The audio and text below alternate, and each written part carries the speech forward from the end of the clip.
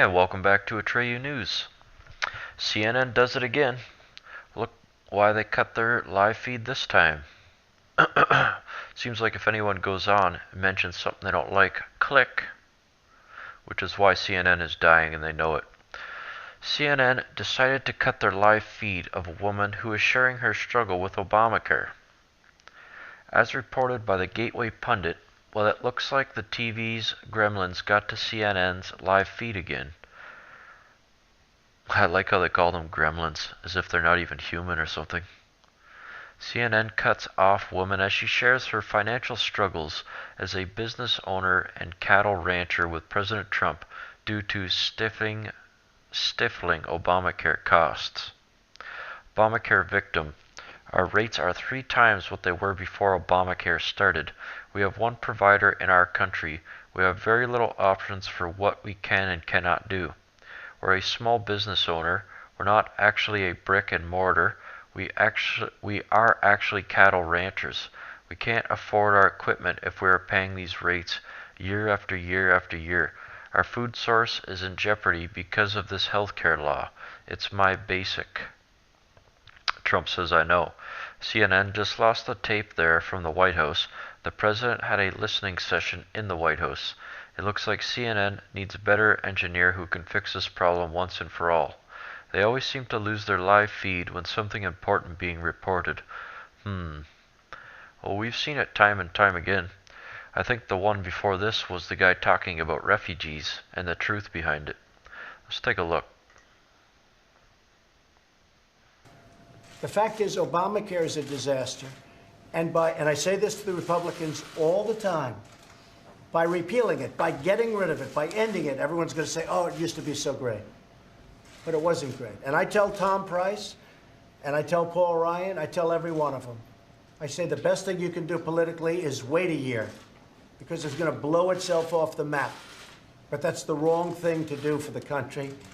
It's the wrong thing to do for our citizens. So with that, I'd like to introduce some of the folks, and you could say a few words about your experience with Obamacare, and perhaps the press will even report it.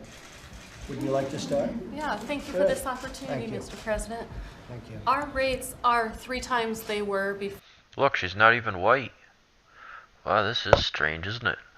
The left can't really wrap their heads around it. If someone who isn't white supports Trump, they can't even contemplate or understand how it happens. Before Obamacare started, we have one provider in our county. We have very little options for what we can and cannot do. We're a small business owner. We're actually not a brick and mortar. We are cattle ranchers. We can't afford our equipment if we're paying these rates year after year after year. Our food source is in jeopardy because of this healthcare law. It's my basic. I know. Okay. Just lost the tape there from the White Look, he was just picking his nose, I bet. House. The president had a listening session in the White House. So victims of Obamacare, as he put it, people telling their stories, their difficulties with Obamacare. Do you see the size of the nose on that guy? Jesus. Historic. President Trump and cabinet members take their seats for the first time. Well, it's about damn time.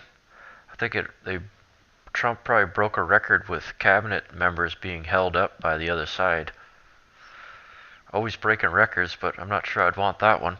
President Trump and cabinet members take their seats for the first time for their first cabinet meeting at the White House. Donald Trump and cabinet members take their seats for the first time. Let's take a look.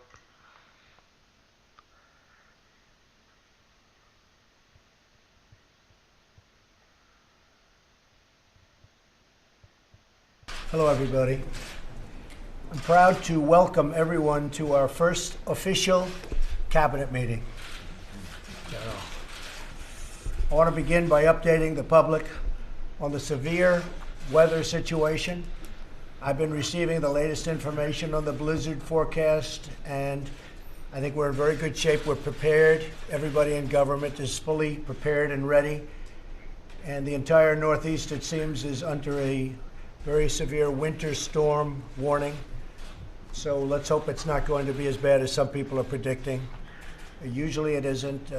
Chancellor Merkel and I have just spoken, and she's going to be postponing the trip until Friday. She'll be coming on Friday, and we look forward to that. That'll be a very good visit. I've spoken with my Homeland Security. I can imagine what he's going to say to Merkel. What the F did you do? You effed up. Big league.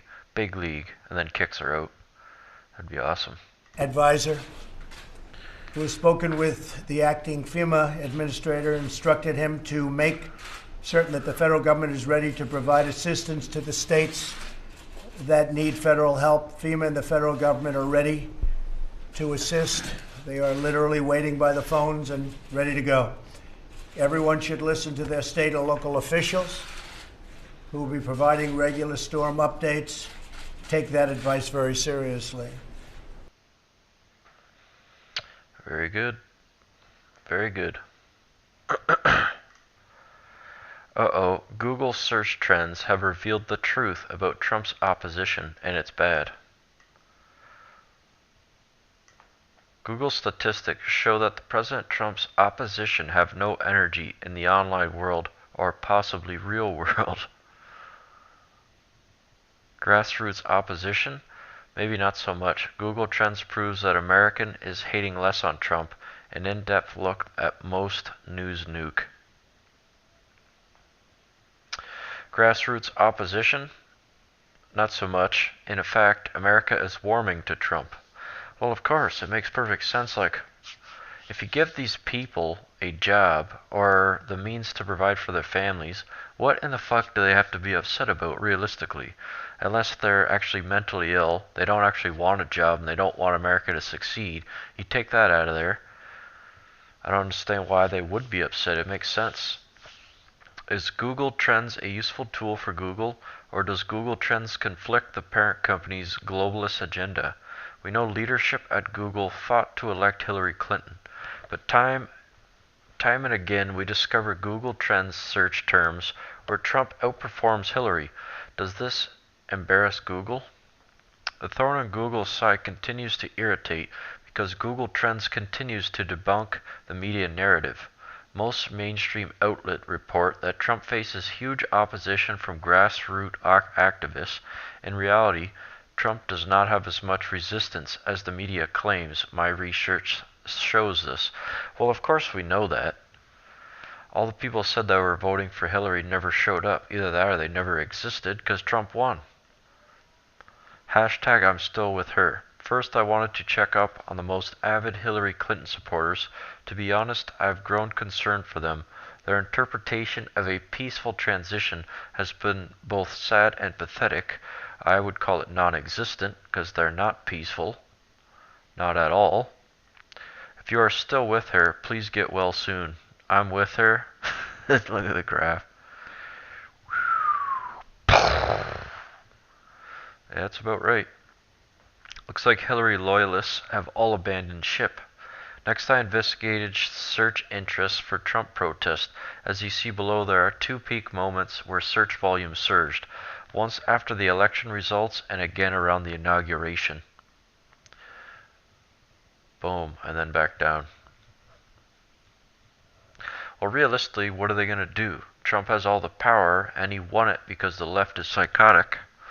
Many searches for Trump protests may be from Trump fans or curious citizens who want to see what the fuss is about. An activist is more likely to plan for the future than observe the current news cycle, so I searched again for next Trump protest. Obviously, the loss of interest in next Trump protest isn't quite as severe. However, there is a drop. There are, of course, many people who hate Trump, yet won't necessarily protest, or drive to a polling booth for that matter. These people may search a term like "fuck Trump." Surely these folks must be still and foaming at the mouth to hate on Trump, right? Wrong. Fuck Trump. Looks like many anti-Trump taking points are falling flat. The public simply isn't as engaged in hating him as the media and DNC may pretend. Let's take a look at a few more liberal attack strategies. Trump is Hitler. Yep. We've seen that one. Same thing. When he was elected, the inauguration. When he was elected, the inauguration. When he was elected, the inauguration. Other than that, people couldn't give a flying fuck anymore. And why would they? There's a good chance if they didn't have a job and they want one, Trump can provide that. So what's to hate him for? The guy that feeds you, hate the guy that feeds you? Yeah, see if that strategy works out for you.